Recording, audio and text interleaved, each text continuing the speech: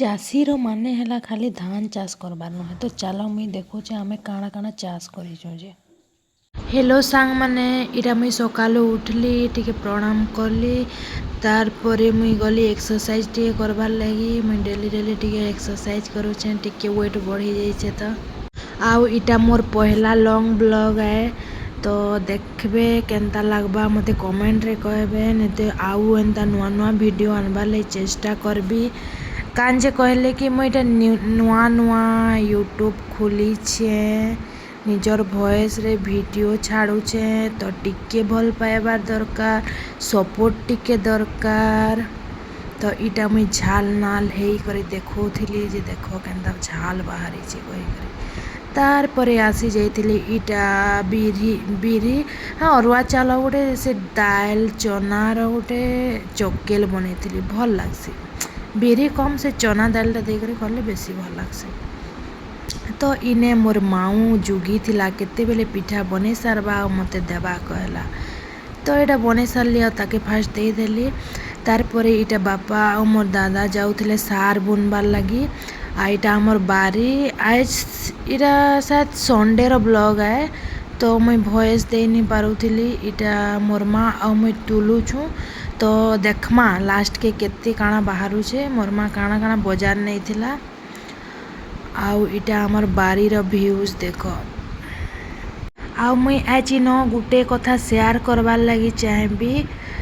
ମାନେ ଦେଖବ ଗୋଟେ ଚାଷୀର ମୂଲ୍ୟ କେ ନା ବେଶୀ ଲୋକ ବୁଝି ନି ପାରନ୍। ଦେଖବ ବଜାର ଯାଇଥିବ ଆଉ ଆଇମେ ଇଟା ତ ନା ବଜାରକେ ଆଇସନ୍ ଆଉ ମାନେ ଧର ମନେ କର 80 ଟଙ୍କା କେଜି କବ, ନାଇଁ ଦେଇଦିଅ 70ରେ ଦେଇଦିଅ, ହେବା କହିକରି ମାନେ ଜିତ୍ କରିଦେସନ୍।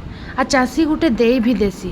ବାକି ଦେଖବ ଗୋଟେ ବଡ଼ ଦୁକାନ ଯିବ ୟା ବଡ଼ ଲୋକ ପାଖେ ନେବାର ଅଛେ ନିଅ ନି ହେଲେ ନି, ବାକି ଚାଷୀ ହେନ୍ତା ନି କରେ। ଚାଷୀ ଦେଖବ କେଜି ପୁରା କଣ୍ଟା ନି ତାର ଉପରକେ ଦେସି ଆଉ ମନା ନି କରେ କେଭେ। ତ ଚାଷୀର ମେହନତଟା ଇନେ କେହି ବୁଝି ନି ପାରନ୍।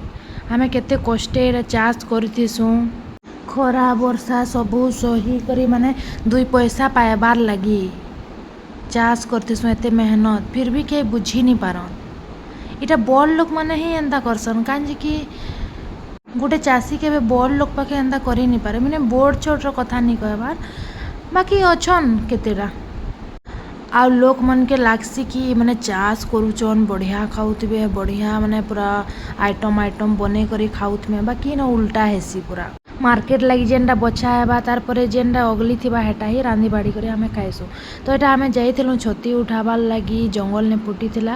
ଆଉ ଫାଇନାଲି ଗାଇଜ୍ ଦେଖ ଆମର ଏତିକି ଝୁନଗା, ଜହ୍ନି ଆଉ ଡୁଡ଼କା କୁନ୍ଦରୁ ବାହାରିଥିଲା। ତ ମା ଯାଇଥିଲେ ବଜାରକୁ। ଆଉ ଇଟା କାଙ୍କଡ଼, ଇଟା ଆମର୍ ତନ୍ତେ ବଡ଼ମା ଘର ଥିଲା ବିକବାର୍ ଲାଗି ଦେଇଥିଲେ। ତମର ଆଡ଼େ କେତେ ଲେଖା? ଆମର୍ ଆଡ଼େ 50 ଟଙ୍କା ଲେଖା ପା। ତାରପରେ ମୁଇଁ ଇନ ରାନ୍ଧୁଥିଲି ମୁନଗା ଶାଗ। ମୁନଗା ଶାଗ ତ ଜାନିଛ କେତେ ମସ୍ତ ଲାଗ୍ସି। ଆଉ ଯେନ୍ ଆନିଥିଲୁ ଛତୁ ହେଟା ବି ବନେଇ ଦେଇଥିଲୁ। ଆଉ ଦେଖ ଆମେ କେନ୍ଟା ରାନ୍ଧସୁଁ ଦେଖ। ଆଦେ ଇଟା ଯେନ୍ ବଚି ଯାଇନି, ଇଟା ଯେନ୍ ମିଟୁ ଖାଇ ଦେଇଛେ, ମୂଷା ଖାଇ ଦେଇଛେ, ଏତ୍କି ପୁରା ମାନେ ୱେଷ୍ଟ ହେଇଯାଇଛେ ଆମର୍।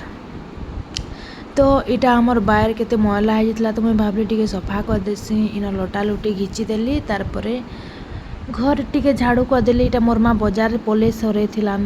ତାପରେ ଗାଧି ବୁଡ଼ି କରି ଆମର୍ ପଖାଲ ଖିଆ। ତ ଇଟା ଖାଇ ପିଇ କରି ଟିକେ ରେଷ୍ଟ ନେଲା ପରେ ମୁଇଁ ଦେଖିଲି ଆମର୍ ବାରିଆଡ଼େ ଯେ ଇଟା ମସ୍ତ ଗୋଟେ ଚଢ଼େଇ ବସାଟେ କରିଛେ ବେଲେ ଦେଖିଦେଲି।